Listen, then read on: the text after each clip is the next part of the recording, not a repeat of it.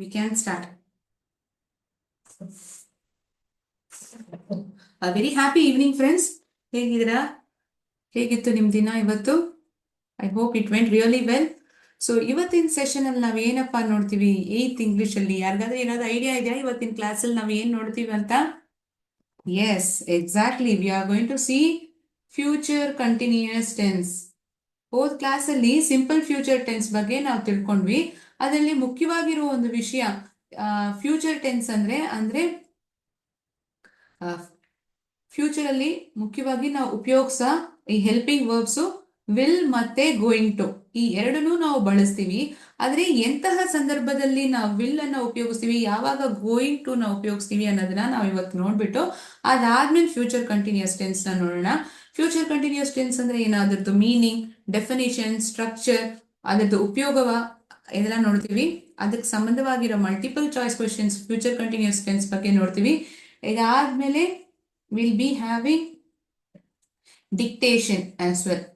ಒಂದು 5 ಪದಗಳು, ಅದರದ್ದು ಸ್ಪೆಲ್ಲಿಂಗ್ ನೀವು ಬರಿಬೇಕು. Okay, 5 words. So before we start, I have written a small quote on the board. Your future, see the pertaining to topic itself, the quote is also there. Your future is created by what you do today, not tomorrow. ನಿಮ್ಮ ಭವಿಷ್ಯವಾದದ್ದು ನೀವ್ ಇವತ್ ಏನ್ ಮಾಡ್ತೀರಾ ಅನ್ನೋದ್ರಲ್ಲಿ ಇದೆ, ನಾಳೆ ಏನ್ ಮಾಡ್ತೀರಾ ಅನ್ನೋದ್ರಲ್ಲಿ ಇಲ್ಲ. ಇವತ್ ಏನ್ ನೀವು ಮಾಡ್ತೀರೋ ಅದ್ರ ಪ್ರಕಾರನೇ ನಿಮ್ ಭವಿಷ್ಯ ಆಗೋದು ನಿರ್ಣಯ ಆಗತ್ತೆ ಅಲ್ವಾ? ಸೊ ಫ್ಯೂಚರ್ ಟೆನ್ಸ್ ಅಂದ್ರೆ ಏನಂದೆ, ಮುಂದೆ ಏನ್ ನಡೆಯುತ್ತೋ ಅದ್ರ ಬಗ್ಗೆ ನಾವ್ ಹೇಳ್ತಿದೀವಿ ಅಂದೆ. ಸೊ ಮುಂದೆ ಏನ್ ನಡೆಯುತ್ತೋ ನಮ್ ಜೀವನದಲ್ಲಿ ಅದು ಹೇಗೆ ಅದು ಆಗತ್ತೆ, ಇವತ್ ಅದಕ್ಕೆ ನಾವ್ ಏನ್ ಪ್ರಯತ್ನ ಹಾಕ್ತಿವಿ, ಆ ಪ್ರಯತ್ನವೇ ನಮ್ ನಾಳೆ ದಿನ ಆಗೋದು ಅಲ್ವಾ? So your future is created by what you do today, not tomorrow. ನಾನು ನಾಳೆ ಬೇಗ ಎದ್ದೊಳ್ತೀನಿ, ನಾನು ಬೇಗ ನಾಳೆ ಎದ್ಬಿಟ್ಟು 4 ಚಾಪ್ಟರ್ ಬೆಳಗ್ಗೆನೆ ನಾನು ಮುಗಿಸ್ಬಿಡ್ತೀನಿ. ಇದೆಲ್ಲ ಹೇಳಿದ್ರೆ ಬಾಯಿ ರೀತಿಯಾಗಿ ನಾವು ಹೇಳ್ತೀವಿ 4 ಚಾಪ್ಟರ್ ಮುಗಿಸ್ತೀವಿ ಅಂತ. ಆದ್ರೆ ನಾವು ಅದಕ್ಕೆ ಎದ್ದೊಳ್ಬೇಕು, ಮುಗಿಸ್ಬೇಕು. ಯಾವಾಗ್ಲೂ ಒಂದು ಕಾರ್ಯವನ್ನ ಮುಗಿಸ ಆದ್ಮೇಲೆ ನಾವು ಹೇಳೋದು ಒಳ್ಳೇದು. ಮಾಡೋಕ್ ಮುಂಚೆನೆ ನಾನು ಮಾಡ್ಬಿಡ್ತೀನಿ, ಮುಗಿಸ್ಬಿಡ್ತೀನಿ ಇದೆಲ್ಲ ಹೇಳೋಕ್ಕಿಂತ ನಮ್ ಆಕ್ಷನ್ ನಾವು ಏನ್ ಮಾಡ್ತೀವೋ ಅದನ್ನ ನಮ್ಮ ಬಗ್ಗೆ ಹೇಳ್ಬೇಕು. ಆಯ್ತಾ? ಈ ಒಂದು ಸಣ್ಣ ಪುಟ್ಟ ಥಾಟ್ ಇಂದ ನಾನು ಇವತ್ತಿನ ಸೆಷನ್ ನ ಶುರು ಮಾಡ್ತೀನಿ. ಒಂದು ನಿಮಿಷ.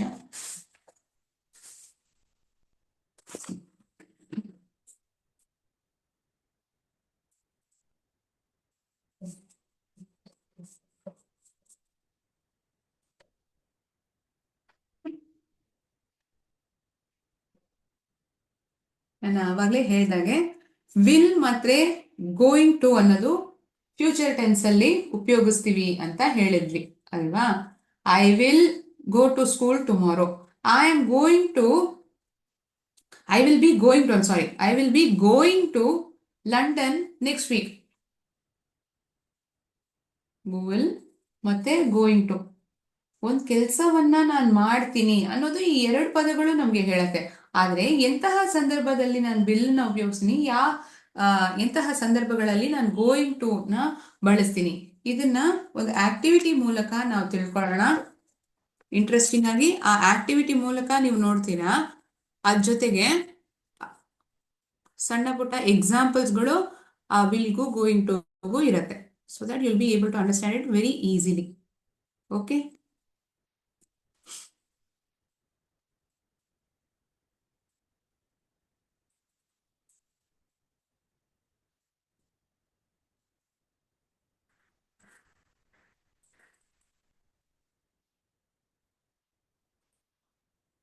ಒಂದು ನಿಮಿಷ, ನಾನು ಸ್ಕ್ರೀನ್ ಅನ್ನ ಶೇರ್ ಮಾಡ್ಕೊಳ್ತೀನಿ. ಸೊ ಈ ವಿಲ್ ಅನ್ನೋದು ಯಾವಾಗ ಉಪಯೋಗಿಸ್ತೀವಿ, ಒಂದು ತಕ್ಷಣ ತೆಗೆಯೋ ಒಂದು ಡೆಸಿಷನ್, ಅಂತಹ ಸಂದರ್ಭಗಳಲ್ಲಿ ವಿಲ್ ಅನ್ನ ಉಪಯೋಗಿಸ್ತೀವಿ. ನಾವು ಮುಂಚೆನೆ ಪ್ಲಾನ್ ಮಾಡ್ಬಿಟ್ಟಿದೀವಿ, ಆ ಪ್ಲಾನ್ ಮಾಡಿದ ಪ್ರಕಾರ ಒಂದು ಕೆಲಸವಾದದ್ ನಡೆಯುತ್ತೆ ಅಂದ್ರೆ ಆಗ ಗೋಯಿಂಗ್ ಟು ಉಪಯೋಗಿಸೋದು. ಆಯ್ತಾ? So under what circumstances will be using it for quick decisions taken at the moment, will be using will. Will be using going to for prior plans, ಮುಂಚೆನೆ ನಾನು ಪ್ಲಾನ್ ಮಾಡಿದೀನಿ ಅದಕ್ಕೆ ನಾನು ಗೋಯಿಂಗ್ ಟು ಅನ್ನ ಉಪಯೋಗಿಸೋದು. ಮತ್ತೆ for promises, offers, for these kind of situations also we use will. Promises, ನಾನು ಇದನ್ನ ಮಾಡ್ತೀನಿ, ಇದು ನೀನ್ ನನ್ಗೆ ತೆಕ್ಕೊಡ್ತೀಯಾ, ನಿನ್ಗೆ ನಾನು ಒಳ್ಳೆ ಮಾರ್ಕ್ಸ್ ತಗೊಂಡ್ರೆ ನಾನು ನಿನ್ಗೆ ತೆಕ್ಕೊಡ್ತೀನಿ. Or offering it. ಥ್ರೆಟ್ಸ್, ಹೆದರ್ಸ್ತಿದ್ದೀರಾ, ನೀನ್ ಮಾಡಿಲ್ಲ ಅಂದ್ರೆ ನಾನು ಅಮ್ಮ ಅಪ್ಪ ಹತ್ರ ಹೇಳ್ಬಿಡ್ತೀನಿ. I will inform your parents if you don't tell the truth. ಇನ್ ಅಕಸ್ಮಾತ್ ನಿಜಾನ ಹೇಳಿಲ್ಲ ಅಂದ್ರೆ ನಾನು ಅಮ್ಮ ಅಪ್ಪ ಹತ್ರ ಹೇಳ್ಬಿಡ್ತೀನಿ. So here will is used to make promises, offers and threats, right? Going to ಬೇರೆ ಎಲ್ಲಿ ಉಪಯೋಗಿಸೋದು? Something is about to happen at any moment in the future. Something is going to happen any moment in the future. ಏನಾದ್ರೂ ಒಂದು ಯಾವಾಗ ಬೇಕಾದ್ರೂ ನಡಿಬಹುದು, ಅದ್ರ ಬಗ್ಗೆ ಹೇಳ್ಬೇಕಂದ್ರೆ ಆಗ ಗೋಯಿಂಗ್ ಟು ಅನ್ನ ಉಪಯೋಗಿಸ್ತೀವಿ. ಸೊ ವಿಲ್ ಅನ್ನೋದು ತಕ್ಷಣ ಆ ಕ್ಷಣದಲ್ಲಿ ತೆಗೆಯೋ ಡೆಸಿಷನ್ಗಳಿಗೆ ನಾವು ವಿಲ್ ಅನ್ನ ಉಪಯೋಗಿಸ್ತೀವಿ. ಅಲ್ಲದೆ ಪ್ರಾಮಿಸ್ ಆಗಲಿ, ಆಫರ್ ಮಾಡ್ತಿದ್ದೀರಾ ಯಾರಾದ್ರೂ ಒಬ್ರಿಗೆ, ನೀವೊಂದು ಸಹಾಯ ಮಾಡ್ತೀನಿ ಅಂತ ಹೇಳ್ತಿದ್ದೀರಾ ಅಂದ್ರೆ ಆಗಾನು ವಿಲ್ ಉಪಯೋಗಿಸ್ಬೋದು. ಥ್ರೆಟ್ಸ್, ಹೆದರ್ಸಕ್ಕೆ. ಪ್ರಯರ್ ಪ್ಲಾನ್ಸ್ ಮತ್ತೆ it is going to happen any moment, ಯಾವುದೇ ಒಂದು ಕ್ಷಣದಲ್ಲಿ ಅದು ನಡೆಯುತ್ತೆ ಅಂತ ಹೇಳ್ಬೇಕಾದ್ರೆ ಆಗ ಗೋಯಿಂಗ್ ಟು ಅನ್ನ ಉಪಯೋಗಿಸ್ತೀವಿ. Quick decisions taken at the moment. So ಇದಕ್ಕೆ ಉದಾಹರಣೆಯನ್ನ ನೋಡೋಣ. It looks cloudy, I will take an umbrella. ತುಂಬಾ ಮೋಡವಾಗಿದೆ, ನಾನೀಗ ಛತ್ರಿಯನ್ನ ತಗೊಂಡು ಹೋಗ್ತೀನಿ. It looks cloudy, I will take umbrella. ಬೇರೆ ಏನಾದ್ರೂ ಉದಾಹರಣೆ ಇದೆಯಾ ಅದಕ್ಕೆ ಸಂಬಂಧವಾಗಿ? ಇಲ್ಲ? Okay. Promises, offers and threats. For these things as well we use will.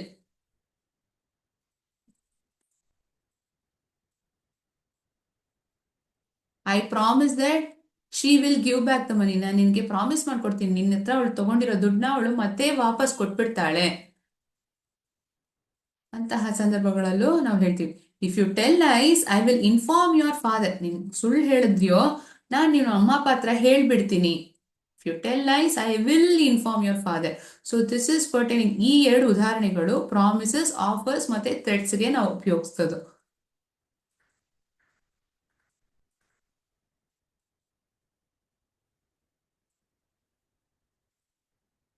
ಇದೊಂದು ಸಂದರ್ಭ ಇದೆ, ಅದು ನಾನು ಬಿಟ್ಬಿಟ್ಟಿದ್ದೀನಿ ನೋಡಿ. ವಿಲ್ ಅನ್ನೋದು ಹ್ಯಾಬಿಟ್ಸ್ ಮತ್ತೆ ಪ್ರಿಡಿಕ್ಟಬಲ್ ಬಿಹೇವಿಯರ್ಸ್ಗೂ ನಾವು ಉಪಯೋಗಿಸ್ತೀವಿ. ಹ್ಯಾಬಿಟ್ಸ್ ಅಂದ್ರೆ ಏನು? The baby will cry if she is hungry. ಮಗುಗೆ ಯಾವಾಗ್ಲೂ ಅದು ಹಶು ಆಯ್ತಂದ್ರೆ ಅದು ಅಳತ್ತೆ, ಇಟ್ ವಿಲ್ ಡೆಫಿನೆಟ್ಲಿ ಕ್ರೈ ಅಲ್ವಾ? The baby will cry if it's hungry. The dog will bark if it sees a stranger. ನಾಯಿ ಯಾವಾಗ ಬೊಗ್ಳುತ್ತೆ, ಯಾರಾದ್ರೂ ಹೊಸ ಒಬ್ರು ನೋಡ್ತಿದ್ದಾರೆ, ಮುಂದೆ ಇದಕ್ ಮುಂಚೆ ನೋಡಿಲ್ಲ ಅಂದ್ರೆ ತಕ್ಷಣ ಅವ್ರನ್ನ ನೋಡಿ ಅದು ಬಗ್ಳುತ್ತೆ ಅಲ್ವಾ? Habits and predictable behavior.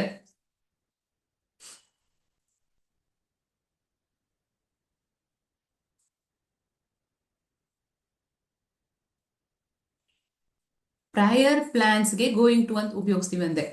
She is going to visit her grandparents house this weekend.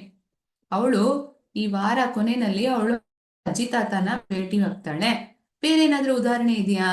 ಹಾ, she is going to buy a new phone soon. ಅವಳು ಒಂದು ಹೊಸ ಫೋನ್ ನ ಇನ್ನು ಸ್ವಲ್ಪ ದಿನಗಳಲ್ಲೇ ಅವಳು ತಗೊಳ್ತಾಳೆ. Something is going to happen any moment. The train is going to leave any moment. ಯಾವಾಗ ಬೇಕಾದ್ರೂ ಆ ಟ್ರೈನ್ ಆಗಿದ್ದು ಇಲ್ಲಿಂದ ಹೊರಡ್ಬಹುದು. They are going to announce the winner any moment now. ಯಾವಾಗ ಬೇಕಾದ್ರೂ ಆ ವಿನ್ನರ್ ನ ಅನೌನ್ಸ್ ಮಾಡಬಹುದು.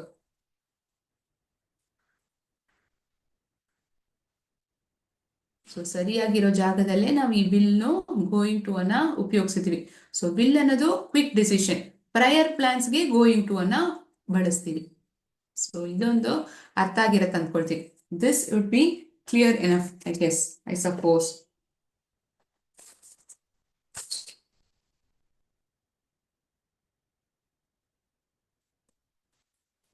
So this is about simple future tense, usage of will and going to. ಈಗ ಮುಂದೆ ಇವತ್ತಿನ ಸೆಷನ್ ಅಲ್ಲಿ ನಾವು ಹೆಚ್ಚಾಗಿ ನೋಡೋದು ಫ್ಯೂಚರ್ ಕಂಟಿನ್ಯೂಸ್ ಟೆನ್ಸ್. ಅಂದ್ರೆ ಭವಿಷ್ಯತ್ ಕಾಲದಲ್ಲಿ ಏನೋ ಒಂದು ಕೆಲಸ ನಡೀತಾನೇ ಇರತ್ತೆ, ಮುಂದೆ ಬರೋ ಕಾಲದಲ್ಲಿ ಒಂದು ಕೆಲಸವಾದದ್ದು, ಒಂದು ಕ್ರಿಯೆ ಆದದ್ದು ನಡೀತಾನೇ ಇರತ್ತೆ ಅಂತ ಹೇಳ್ಬೇಕಂದ್ರೆ ಅದು ಫ್ಯೂಚರ್ ಕಂಟಿನ್ಯೂಸ್ ಟೆನ್ಸ್. ಸೊ ಇದ್ರದ್ದು ಅರ್ಥ, ಡೆಫಿನಿಷನ್ ಇವೆಲ್ಲ ನೋಡೋಣ ಒಂದೊಂದಾಗಿ. ಬನ್ನಿ ನೋಡೋಣ.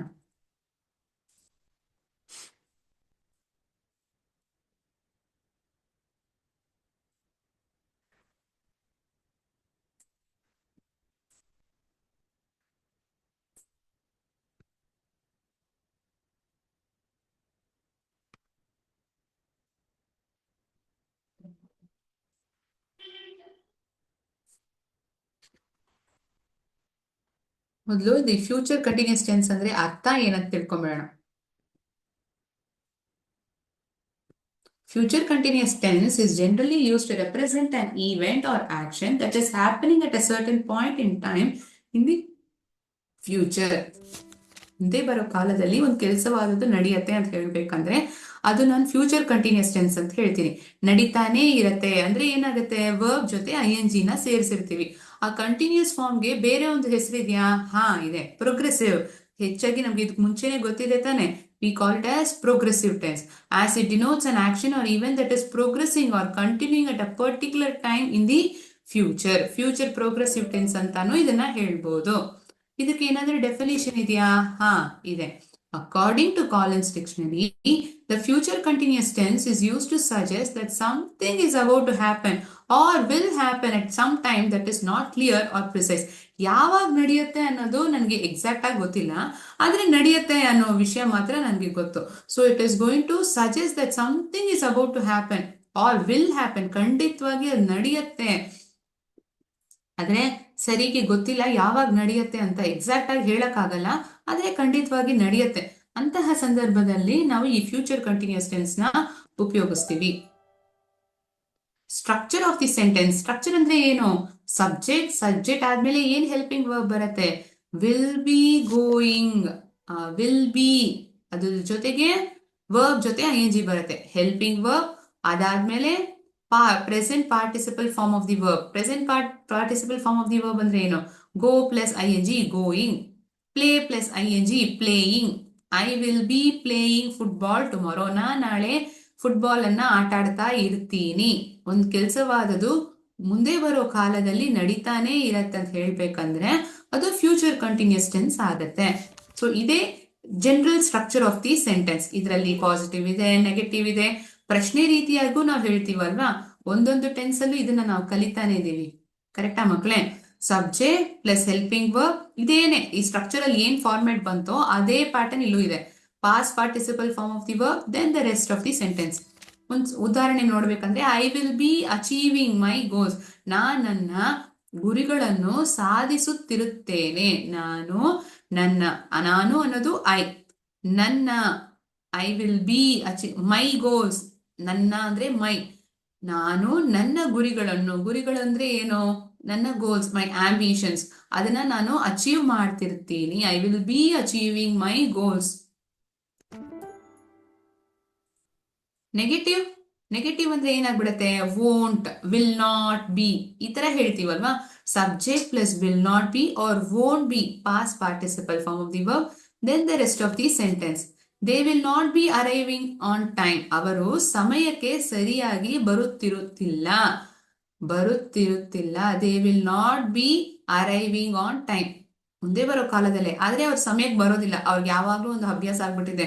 ಹವ್ಯಾಸ ಏನಂದ್ರೆ ಟೈಮಿಗೆ ಬರಲ್ಲ, ಪಂಕ್ಚುಲ್ ಆಗಿರಲ್ಲ, ಲೇಟ್ ಆಗೇ ಬರೋದು. So they will not be arriving on time. ಅವರು ಸಮಯಕ್ಕೆ ಸರಿಯಾಗಿ ಬರುತ್ತಿರುವುದಿಲ್ಲ. ಈ ಹೇಳ್ಬೋದು. ಫ್ಯೂಚರ್ ಕಂಟಿನ್ಯೂಸ್ ಫಾರ್ಮ್ ಆಗಿ ನೆಗೆಟಿವ್ ಸೆಂಟೆನ್ಸ್ ನ ಈ ರೀತಿಯಾಗಿ ನಾವು ಬರಿತೀವಿ. ಸಬ್ಜೆಕ್ಟ್ ಅನ್ನ ಎರಡನೇ ಭಾಗವಾಗಿ ಅಂದ್ರೆ ವಿಲ್ ಅನ್ನೋದು ಮೊದಲೇ ಬರ್ದ್ಬಿಟ್ಟು ಹೆಲ್ಪಿಂಗ್ ವರ್ಬ್ ನ ಅದಾದ್ಮೇಲೆ ಸಬ್ಜೆಕ್ಟ್ ಬರೀತಿದೆ. ಅದಾದ್ಮೇಲೆ ಹೆಲ್ಪಿಂಗ್ ವರ್ಬ್, ಮುಂದೆ ವರ್ಬ್ ಜೊತೆ ING ಸೇರಿಸ್ತೀವಿ. ಮಿಕ್ಕಿರೋ ಸೆಂಟೆನ್ಸ್ ಪ್ರಶ್ನೆ ರೀತಿಯಾಗಿ ಕೇಳ್ತಿದೀವಿ ಮ್ಯಾಮ್. ಪ್ರಶ್ನೆ ರೀತಿಯಾಗಿ ಒಂದು ಪಾಸಿಟಿವ್ ಸೆಂಟೆನ್ಸ್ ಅಂದ್ರೆ ಹೇಗಿರುತ್ತೆ? Will plus subject, be past participle form of the verb, then the remaining sentence. Will she be fulfilling her dreams. ಅವಳು ತನ್ನ ಕನಸುಗಳನ್ನು ನನಸಾಗಿಸುತ್ತಿರುತ್ತಾಳೆಯೇ. ಅವಳು ತನ್ನ ಕನಸುಗಳು ಅಂದ್ರೆ ಏನು? ಡ್ರೀಮ್ಸ್. ನನಸಾಗಿಸುತ್ತಿ ಇರುತ್ತಾಳೆಯೇ. Will she be fulfilling her dreams. Will she be fulfilling her dreams. Negative ಆಗಿ won't she or will not she ಅಂತ ಹೇಳ್ತೀವಿ. Will not subject, be past participle. So sorry, ಇದು ಪ್ರೆಸೆಂಟ್ ಪಾರ್ಟಿಸಿಪಲ್ ಬರಬೇಕು. One moment.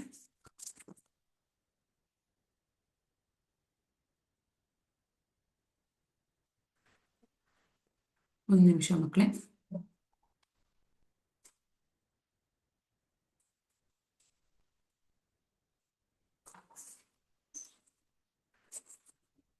ಪ್ರೆಸೆಂಟ್ ಪಾರ್ಟಿಸಿಪಲ್ ಇತ್ತು ಅಂತ ತಾನೇ ನಾವು verb plus I N G ಮಾಡ್ತೀವಿ. ಪಾಸ್ ಪಾರ್ಟಿಸಿಪಲ್ ಎಲ್ಲಿ ಬರುತ್ತೆ ನೆನ್ಪಿದ್ಯಾ? ಪರ್ಫೆಕ್ಟ್ ಟೆನ್ಸ್ ಅಲ್ಲಿ ಮಾತ್ರ ಬರೋದು. Okay,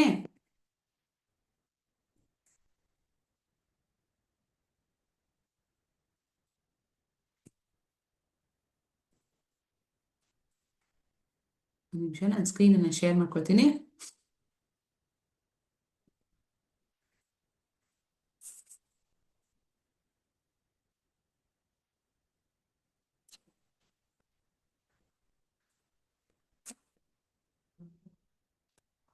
Will subject be present participle form of verb, then the remaining sentence.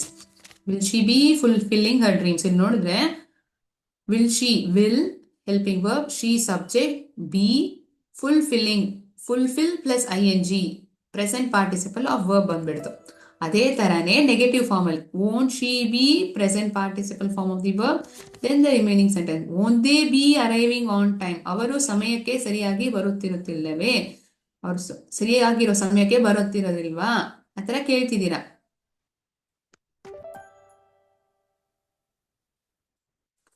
Right, ಇದು meaning, definition, structure of the sentence in future continuous tense.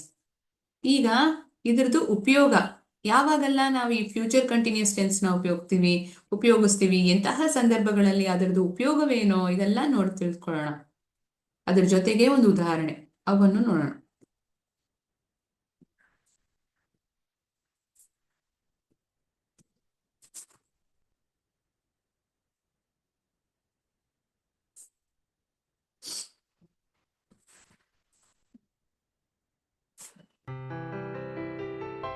Denoting an action that takes place at a point of time in future. The judges will be announcing the winners of the competition at 5 p.m. on Tuesday. Judges ಯಾವಾಗ announce ಮಾಡ್ತಾರೆ competition ಯಾರು ಗೆದ್ದಿದಾರಂತ? 5 ಗಂಟೆ ಹೊತ್ತರಲ್ಲಿ, ಅದು ಯಾವಾಗ? Tuesday ದಿನ 5 ಗಂಟೆ ಅಷ್ಟರಲ್ಲಿ judges winners ನ ಅನೌನ್ಸ್ ಮಾಡ್ತಿರ್ತಾರೆ. Will be announcing. Comparing between the present and the future, ಇವಾಗಿರೋದಕ್ಕೂ ಮುಂದೆ ಬರೋ ವಿಷಯಕ್ಕೂ ಕಂಪೇರ್ ಮಾಡ್ತಿದೀವಿ. This time next month we will be travelling to Canada. ಈ ಒಂದು ಸಮಯಕ್ಕೆ ಮುಂದಿನ ತಿಂಗಳು ನಾವು ಕೆನಡಾಗೆ ಪ್ರಯಾಣವನ್ನ ಮಾಡ್ತಿರ್ತೀವಿ. ಮುಂದಿನ ತಿಂಗಳು ಇಷ್ಟೊತ್ತಿಗೆ ನಾವು ಕೆನಡಾಗೆ ಪ್ರಯಾಣ ಮಾಡ್ತಿರ್ತೀವಿ. Indicating more than one action taking place at the same time in future. ಒಂದೇ ಸಮಯದಲ್ಲಿ ಇನ್ನೊಂದು ಬೇರೆ ಕೆಲಸ ನಡೀತಾನೆ ಇರತ್ತೆ ಅಂತ ಹೇಳೋದಕ್ಕೆ. Sheela told me that she cannot make it to the reception tomorrow. ಯಾಕೆ ಅವಳು ರಿಸೆಪ್ಷನ್ ಬರಲ್ಲ ಅಂತ ಹೇಳಿದ್ಲು? ಯಾಕಂದ್ರೆ ಅವಳು ಬ್ಯಾಂಗ್ಳೂರ್ಗೆ ಟ್ರಾವೆಲ್ ಮಾಡ್ತಾ ಇರ್ತಾಳೆ, ಆ ಕಾರಣಕ್ಕೋಸ್ಕರ ಅವಳು ರಿಸೆಪ್ಷನ್ಗೆ ಬರೋದಿಲ್ವಂತೆ.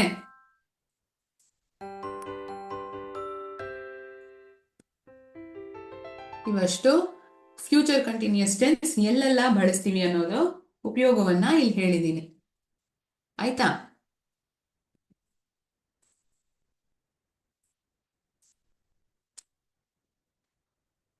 ಈಗ ನಾವು ಮಲ್ಟಿಪಲ್ ಚಾಯ್ಸ್ ಕ್ವೆಶನ್ಸ್ ನೋಡೋಣ.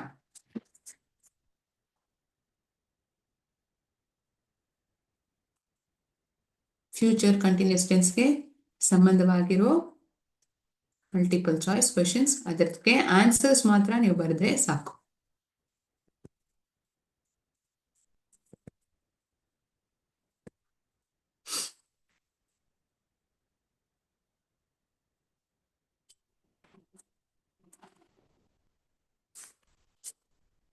ಒಂದು ನಿಮಿಷ.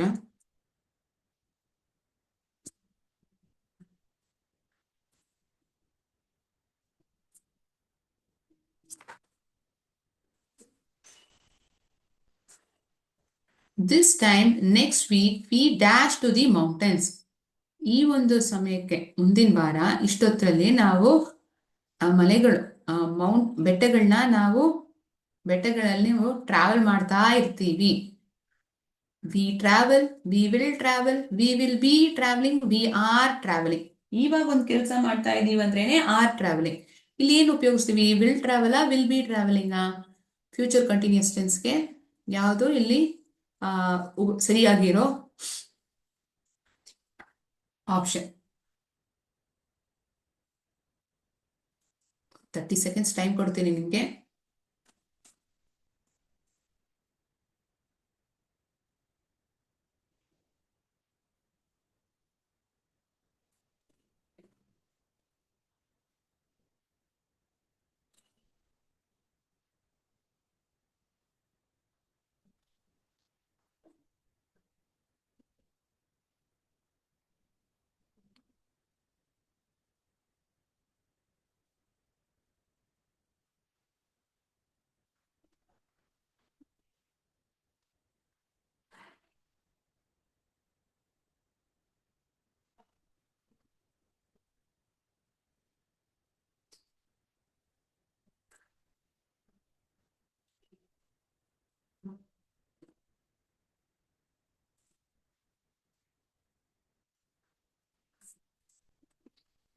ನಿಮ್ಮ ಪ್ರಶ್ನೆ.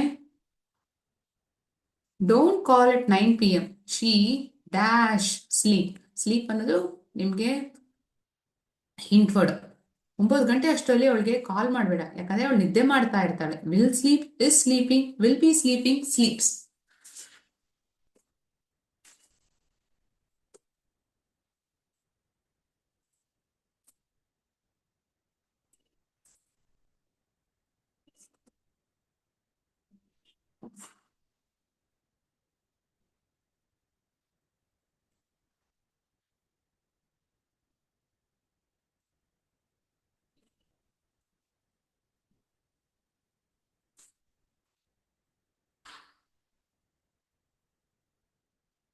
ಮೂರನೇ ಪ್ರಶ್ನೆ. What dash you do at 10 AM tomorrow. ನಾಳೆ 10 ಗಂಟೆ ಅಷ್ಟರಲ್ಲಿ ನೀನು ಏನು ಮಾಡ್ತಾ ಇರ್ತೀಯ?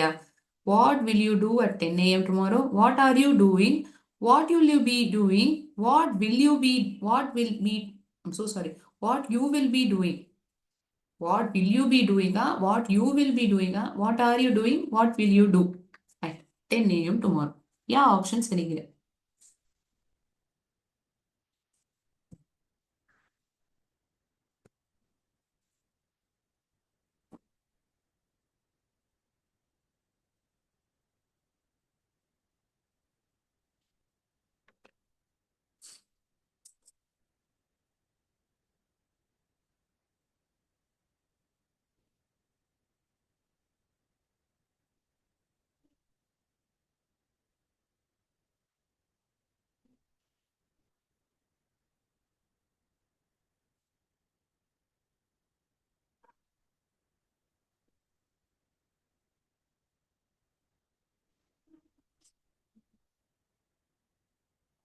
ಓಕೆ. ನಾಲ್ಕನೇ ಪ್ರಶ್ನೆ. ನಾಲ್ಕನೇ ಪ್ರಶ್ನೆ ಏನಂದ್ರೆ, the mango tree dash bear fruit in a couple of months. ಇನ್ನು ಕೆಲವು ತಿಂಗಳಲ್ಲಿ ಆ ಮಾವಿನ ಮರದಲ್ಲಿ ಹೆಚ್ಚಾಗಿರೋ ಹಣ್ಣುಗಳು ಅದರಲ್ಲಿ ಇರತ್ತೆ. ವಿಲ್ ಬೇರ್, will be bearing, will have ಬೋನ್, ಬೇರ್ಸ್.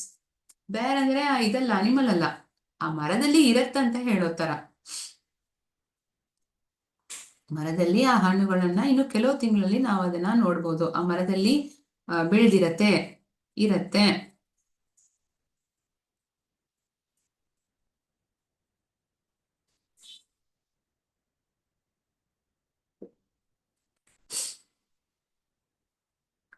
5ನೇ ಪ್ರಶ್ನೆ. I can't talk now I dash to the manager. ನನ್ಗೀಗ ಮಾತಾಡಕ್ಕಾಗಲ್ಲ, ನಾನು ಮ್ಯಾನೇಜರ್ ಹತ್ರ ಮಾತಾಡ್ತಿರ್ತೀನಿ. Will talk, am talking, will be talking, talk.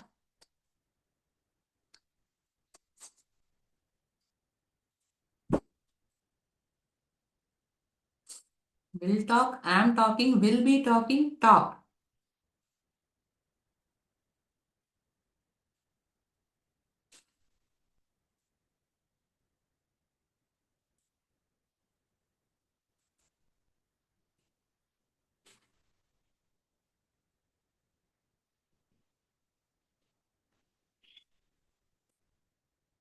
ಆರನೇ ಪ್ರಶ್ನೆ.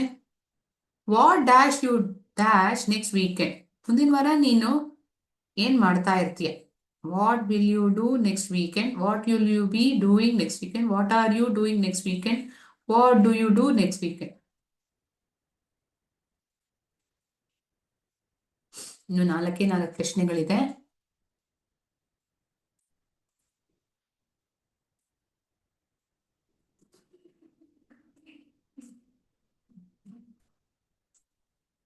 ಓಕೆ, 7ನೇ ಪ್ರಶ್ನೆ.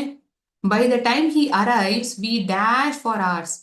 ಅವನು ಬರೋಷ್ಟರಲ್ಲಿ ಎಷ್ಟೋ ಗಂಟೆಗಳಲ್ಲಿ ನಾವು ಕಾಯ್ತಾನೇ ಇರಬೇಕು. By the time he arrives we dash for hours, will wait, will be waiting, wait or waiting.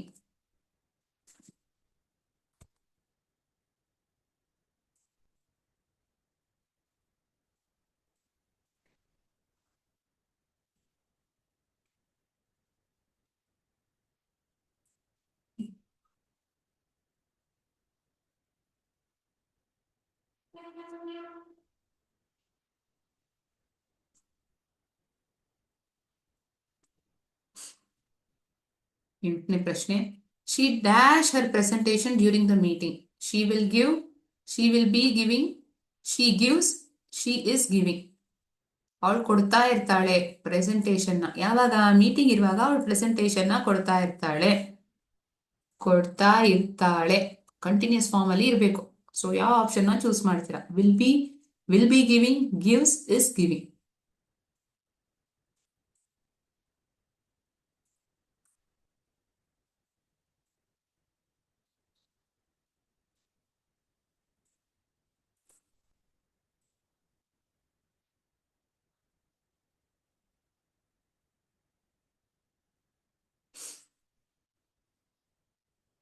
Okay, 9ನೇ ಪ್ರಶ್ನೆ. Dash you dash a movie at this time tomorrow. ಇಷ್ಟೊತ್ತಿಗೆ ನಾಳೆ ನೀನು ಒಂದು ಚಲನಚಿತ್ರವನ್ನ ನೋಡ್ತಾ ಇರ್ತೀಯಾ? Will you watch a movie at this time tomorrow? Will you be watching? Are you watching a movie at this time tomorrow? Do you watch a movie at this time tomorrow?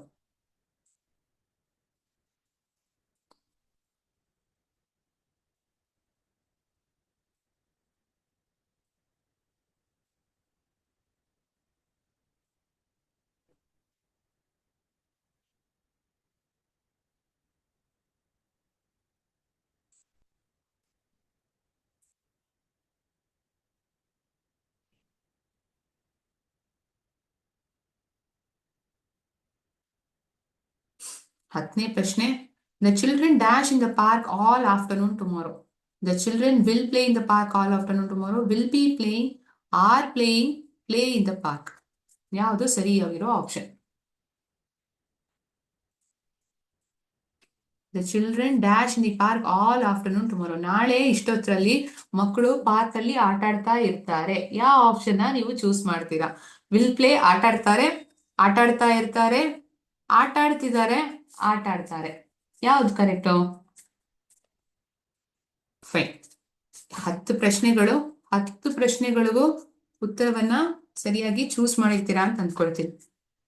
ಈಗ ಕೊನೆಯಲ್ಲಿ ನಾನು dictation ಅನ್ನ ಕೊಡ್ತೀನಿ ಅಂತ ಹೇಳಿದೆ. So 5 ಪದಗಳು, ಆ 5 ಪದಗಳಿಗೆ ಡಿಕ್ಟೇಷನ್ ವರ್ಡ್ಸ್ 1 2 3 4 5. ನೀವೊಂದು ಪೇಪರ್ ನ ತಗೊಳ್ಳಿ, ಆ ಪೇಪರ್ ಅಲ್ಲಿ ಡಿಕ್ಟೇಷನ್ ಅಂತ ಬರೆದ್ಬಿಟ್ಟು ಈ 5 ಪದಗಳು. First word is bitter. ಒಂದು ವಿಷಯ ಕಹಿಯಾಗಿದೆ ಅಂದ್ರೆ ಏನಂತೀವಿ? ಬಿಟರ್ ಅಂತ ಹೇಳ್ತೀವಲ್ಲ. ಬಿಟರ್ದು ಸ್ಪೆಲ್ಲಿಂಗ್ ಬರಿಬೇಕು. Bitter. I repeat the word once again. It is bitter. Bitter ಅನ್ನೋದು ಪದ. ಎರಡನೇ ಪದ ಲಾಫ್. ಎರಡನೇದೇನು? Laugh. Bitter is the first word. Second word is laugh. ಮೂರನೇ ಪದ arrive. The train arrived late. Late ಆಗ ಟ್ರೈನ್ ಬಂತು. ಆ arrive. Arrive. The third word is arrive. ಅದರದ್ದು ಸ್ಪೆಲ್ಲಿಂಗ್ ಬರ್ದಾಯ್ತಾ ನೀವು? ಸ್ಪೆಲ್ಲಿಂಗ್ ಬರ್ದಾಯ್ತಾ ನೀವು? ನಾಲ್ಕನೇ ಪದ ಎಕ್ಸ್ಪೆಕ್ಟ್. ಬೇರೆಯವರಿಂದ ನಾವು ಎಕ್ಸ್ಪೆಕ್ಟ್ ಮಾಡ್ತೀವಿ ಅಂತ ಹೇಳೋದಲ್ಲ, ಅದು expect. What is the spelling of expect? Expect. ಐದನೇ ಪದ late. The fifth word is late. Late in spelling ನೀವು ಬರಿಬೇಕು. So I repeat all the 5 words once again. Bitter, laugh, arrive, expect, late. These are the 5 words for the day. ನಿಮ್ಗೊಂದು ಸಣ್ಣ ಪುಟ್ಟ homework ಕೊಡ್ತೀನಿ. ನನ್ಗೊಂದು 2 sentences future continuous tense ಅಲ್ಲಿ ಇರೋ ತರ ಬರ್ಕೊಂಡ್ ಬರ್ಬೇಕು. ಮುಂದಿನ ಕ್ಲಾಸ್ಗೆ ನನ್ಗೆ ಹೇಳ್ಬೇಕು, ಆಯ್ತಾ? 2 sentences, 2 sentences in future continuous tense. ನೀವು ಏನಾದ್ರೂ ಒಂದು ಸಾಧಿಸ್ಬೇಕಂತಿರ್ತೀರಾ, ಇಲ್ಲಾಂದ್ರೆ ಎಲ್ಲಾದ್ರೂ ಹೋಗ್ಬೇಕಂತಿರ್ತೀರಾ ಅಲ್ವಾ, ಅದನ್ನ ಫ್ಯೂಚರ್ ಕಂಟಿನ್ಯೂಸ್ ಟೆನ್ಸ್ ಅಲ್ಲಿ ಬರ್ಕೊಂಡ್ ಬನ್ನಿ. ಅದನ್ನ ನನಗೆ ಹೇಳ್ಬೇಕು, ಚಾಟ್ ಬಾಕ್ಸ್ ಅಲ್ಲಿ ಹೇಳಿ. ಫೈನ್. ಸೊ ಇವತ್ತಿನ ದಿನಕ್ಕೆ ಈ ಸೆಷನ್ ಅಲ್ಲಿ ನಾವು ಫ್ಯೂಚರ್ ಕಂಟಿನ್ಯೂಸ್ ಟೆನ್ಸ್ ಬಗ್ಗೆ ಹೆಚ್ಚಾಗಿ ತಿಳ್ಕೊಂಡಿದೀವಿ. ಅದರಲ್ಲದೆ ವಿಲ್ ಮತ್ತೆ ಗೋಯಿಂಗ್ ಟು ನ ಎಲ್ಲೆಲ್ಲ ನಾವು ಉಪಯೋಗಿಸ್ತೀವಿ, ಎಂತಹ ಸಂದರ್ಭಗಳಲ್ಲಿ ಬಳಸ್ತೀವಿ ಅನ್ನೋದನ್ನ ನೋಡಿದೀವಿ. We have seen multiple choice questions pertaining to future continuous tense, then dictation as well been given to you. Towards the end, given a homework, you need to write 2 sentences in future continuous tense. So that is it for the day, students. Have a great day ahead. ಮುಂದಿನ ವಾರ ನಾವು ಭೇಟಿ ಆಗೋಣ. ಇವತ್ತಿನ ದಿನಕ್ಕೆ ನಾನು ಇಲ್ಲೇ ಮುಗಿಸ್ಕೊಳ್ತೀನಿ. ಜೈ ಹಿಂದ್, ಜೈ ಭಾರತ್, ಜೈ ವಿದ್ಯಾಶಕ್ತಿ.